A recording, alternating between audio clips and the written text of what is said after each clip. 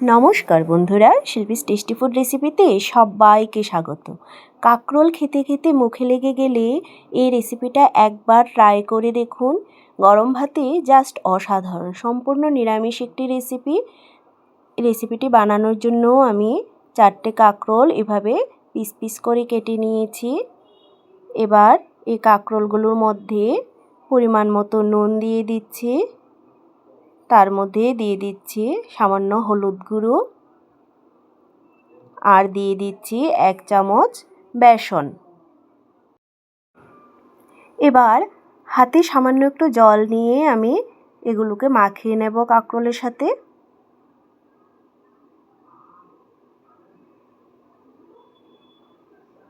আমার মতো করে রেসিপিটা একবার বানিয়ে দেখবেন, আশা করি আজকের রেসিপিটা আপনাদের কাছে খুবই ভালো লাগবে। এবার এগুলো মেখে নিয়ে কড়াই বসিয়ে চুলায় কড়াইয়ে তেল দিয়ে দিলাম। তেলটা গরম হয়ে গেলে তার মধ্যে আমি কাঁকরোলগুলোকে দিয়ে দিচ্ছি।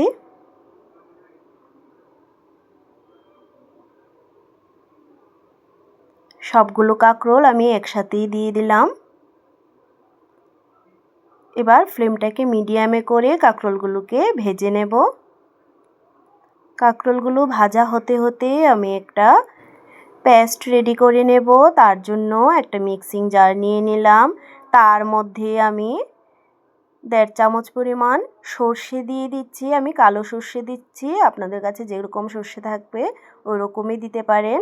তার মধ্যে 1 চামচ পোস্ত আর 1 চামচ সাদা তিল দিয়ে দিলাম। 4টে কাঁচা লঙ্কা দিলাম। একটু জল দিয়ে এগুলোকে পেস্ট করে নেব। সাদা তিলটা অপশনাল, আপনারা স্কিপও করতে পারেন। এগুলো পেস্ট করে সাইডে রেখে দিয়ে আমি কাঁকরোলগুলোকে আরেকবার দেখে নিচ্ছি। উল্টে পাল্টে কাঁকরোলগুলোকে লাল লাল করে ভেজে নেব।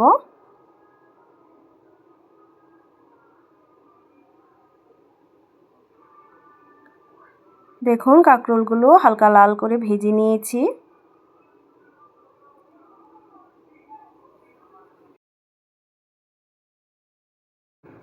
এবার কাঁকরোলগুলোকে নামিয়ে নেব।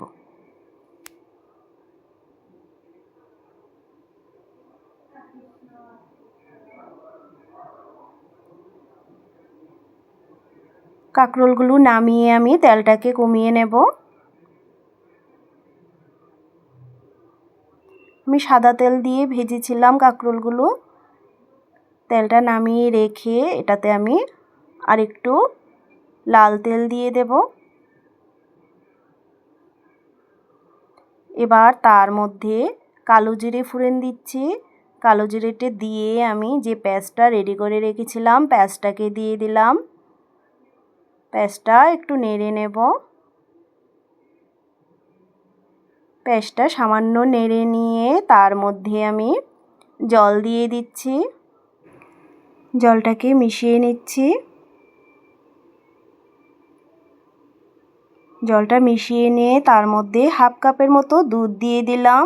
আপনাদের ইচ্ছা হলে দিতে পারেন, না হলে দুধটা অ্যাভয়েড করবেন। তার মধ্যে সামান্য পরিমাণ হলুদ গুঁড়ো, পরিমাণ মতো নুন আর সামান্য চিনি দিয়ে দিলাম। এবার মিশিয়ে নেব সব কিছু।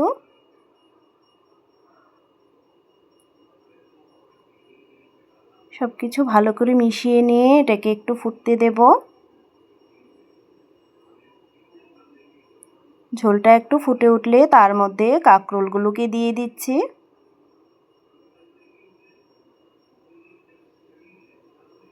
এবার মিশিয়ে নেব।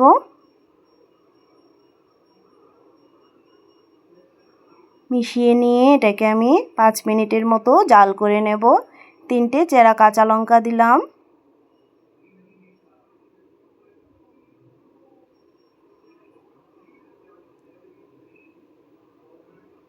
তিন 4 মিনিট ফুটে উঠেছে। এবার আর একটু মিশিয়ে নিচ্ছি। একদম রেডি হয়ে গেছে আমাদের কাঁকরোলের তরকারিটা। এবার নামিয়ে সার্ভ করে দেব।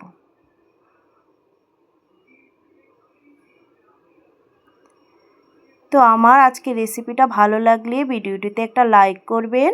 নতুন বন্ধুদের জন্য চ্যানেলটা সাবস্ক্রাইব করার অনুরোধ রইল। দেখা হচ্ছে নেক্সট ভিডিওতে। সবাইকে ধন্যবাদ।